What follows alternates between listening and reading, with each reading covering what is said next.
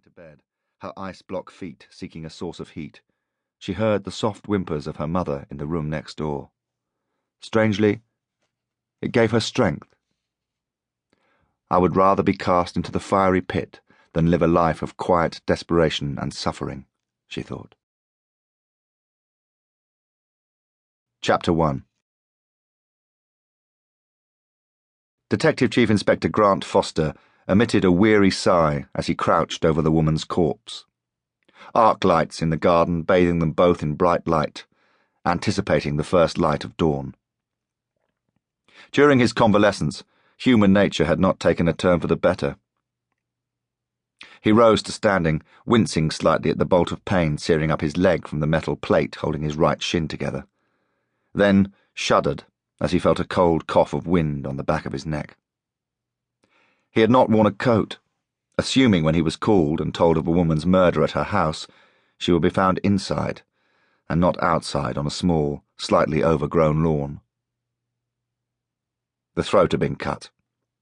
The body was framed by a wide slick of blood. He looked around the garden. The fences at all three sides were high, giving a degree of privacy, though the upstairs windows of the properties on both sides would have had a partial view. Young professional couples lived either side and got home after dark. Neither of them had seen the body. Still, to Foster it seemed the killer had taken a strange risk. He returned to the house. The sitting room was neat and ordered, no signs of a struggle. Foster rubbed his face with his right hand. It was his first week back, early November. He'd insisted on being on call. The call had come that Tuesday morning at 4 a.m., 4 hours after the body had been discovered. He climbed into his old suit, realizing only then that he could fit his thumbs into the gap between his gut and the waistband, forcing him to dig out a belt and pull it to the tightest notch.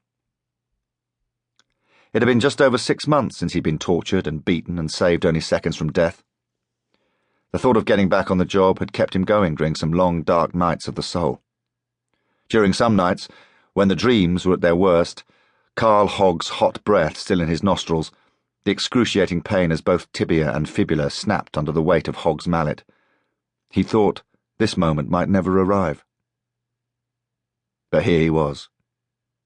His first case back. He had anticipated a gang killing, probably some hapless kid stabbed in the street in Shepherd's Bush or Kensal Rise. Instead, he'd got this. A woman lying dead in a garden, in a lavishly furnished Victorian terrace on a quiet, affluent street in Queen's Park, a middle-class ghetto between Kensal Green and Kilburn. Detective Inspector Heather Jenkins walked into the sitting room with a scene of crime photographer at her shoulder. "Mind if I—" he said, motioning towards the garden nervously. "Fill your boots," Foster said. He turned to Heather. Her hair was scraped and tied back off her face, and she looked pale and worn. Bad news, he thought. "The victim's name is Katie Drake," she said. 37 years old, an actress. The neighbours 2 doors down found her. They had a set of keys. They were alerted by a friend of Katie's after she and her daughter failed to turn up at an ice skating rink to celebrate the daughter's 14th birthday. Foster felt a shudder of apprehension. "And where's the daughter?" "We don't know. She's missing." Everything and everyone was gathered. The Met's murder squad and all its resources out en masse. Dogs, helicopters, hundreds of officers preparing to knock on doors, ready to shake down every paedophile and pervert in West London and beyond. All waiting for the onset of daylight before they got started. A cursory check of Katie Drake's body estimated she had been dead since the previous afternoon, perhaps as early as 2 p.m. Her daughter, Naomi, was last seen leaving school at 3:15 p.m. Her school bag was downstairs. She'd made it home. But then what? The signs weren't good. Find them in the first 6 hours or you're looking for a dead body. That was the mantra when it came to a missing child. Unless...